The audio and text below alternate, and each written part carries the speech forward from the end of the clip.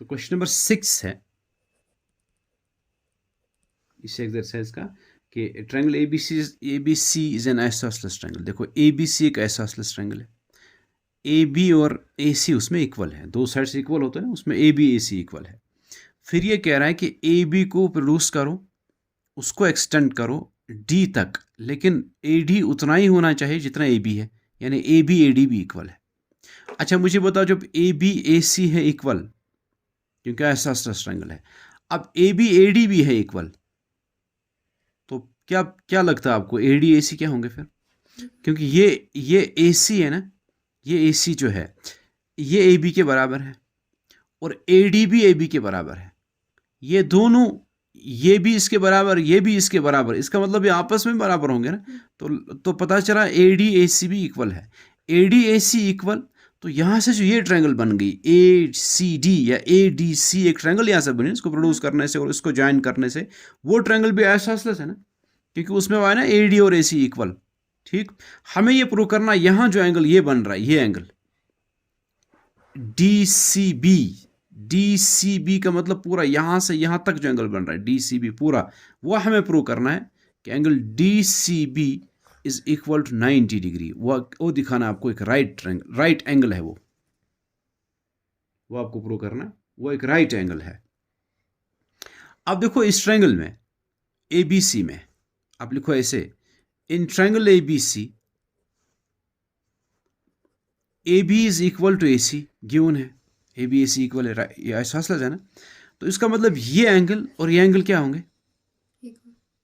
मैं इस एंगल का नाम 1 रख देता हूं, इसमें आएगा ये जो एंगल है ये, इसका आएगा बी इज इक्वल एंगल 1, फिर वही reason, angles opposite to the equal sides of a triangular, एक ट्रायंगल में इक्वल साइड्स के अपोजिट जो एंगल्स होते हैं, ये दो इक्वल साइड्स है, ये इसका अपोजिट एंगल है, ये इसका अपोजिट एंगल है, तो ये भी इक्वल होंगे, बी और 1 इक्वल होंगे। मैं इसको इक्वेशन फर्स्ट नाम देता हूं।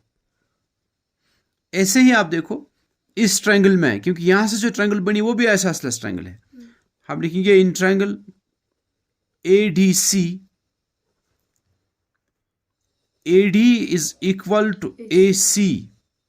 इसका रीजन देना पड़ेगा क्योंकि गिवन नहीं था, इसका रीजन आप ये देंगे, आप लिखेंगे because A B is equal to A C, A B A C equal है, and A D is equal to A C, A D is equal to A B, A D और A B equal है, ए सी भी A B के बराबर, A D भी A B के बराबर है, इसलिए मैं लिख रहा हूं कि ए डी ए सी आपस में बराबर होंगे, ए सी भी इसी ए बी के बराबर, ए डी भी इसी ए बी के बराबर है, इसका मतलब ये ए सी और ये ए डी इक्वल होंगे, वही मैंने लिखा है। ठीक है, नहीं मैंने समझाया भी आपको। अच्छा, जब ये दो अब इक्वल है तो इस ट्रायंगल में क्या होगा, ये साइड ये साइड इक्वल है, इनके अपोजिट एंगल ये, इस साइड का अपोजिट एंगल ये है, इस साइड का अपोजिट एंगल ये है, इसका मैं एंगल 2 नाम देता हूं। यहां होगा ना angle D is equal to angle 2, समझ गए ना, इसको इक्वेशन सेकंड। और इसका भी रीजन वही, angles opposite to the equal sides of a triangle are equal, ये दो इक्वल साइड्स है और ये दो उनके अपोजिट एंगल्स है, ये भी इक्वल होंगे, इसको इक्वेशन सेकंड नाम दे दो। आप जरा इन दो को ऐड कर दो, अब इन दो को ऐड करो, इन दो एंगल्स को। अब आप देखो, अब ये जो प्रोड्यूस किया ना ए डी हमने, फिर डी सी को ज्वाइन किया, आपको पता है एक ट्रायंगल और बन गई वहां, बड़ी ट्रायंगल जो है डी बी सी, एक ट्रायंगल बनी। ठीक है ना, उस ट्रायंगल में, हर ट्रायंगल में ऐसा होता है, डी बी सी समझ में आ रहा, डी बी सी एक ट्रायंगल बनी, हर ट्रायंगल में तीनों एंगल्स समानिटी होता है, bye angle sum property.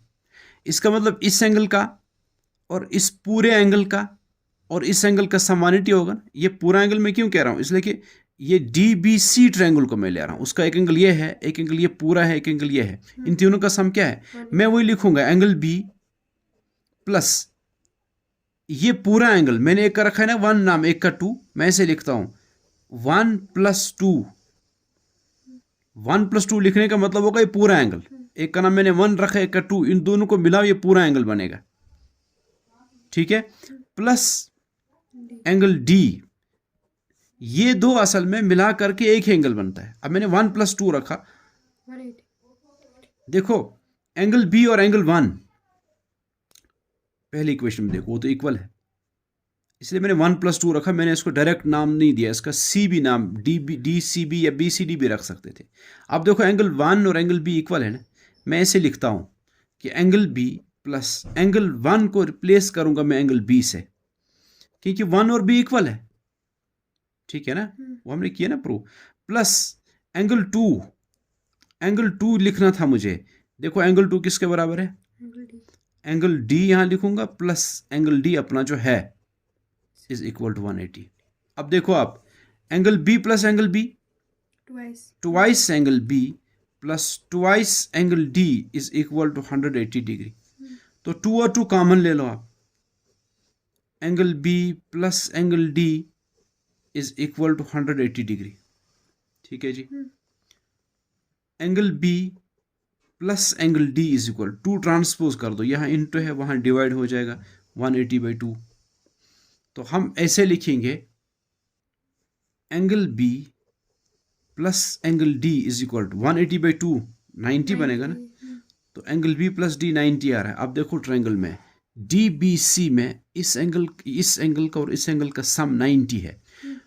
Total कितना होता है सम तीनों एंगल्स का 180 होता है, उसमें से इन दो का सम आया 90। अब बच गया ये एंगल, ये भी कितना होगा 90, तभी तो होगा 180 सम।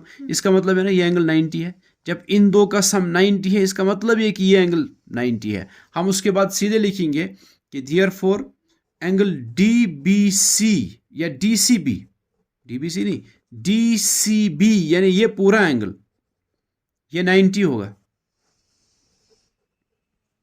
क्यों होगा 90?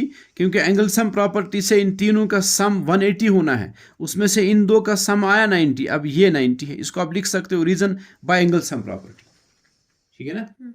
बस समझ में आया, यही प्रूव करना था, ये 90 है। उसने लिखा था ये प्रूव करो राइट एंगल है, राइट एंगल का मतलब है ना 90 है, ठीक है जी।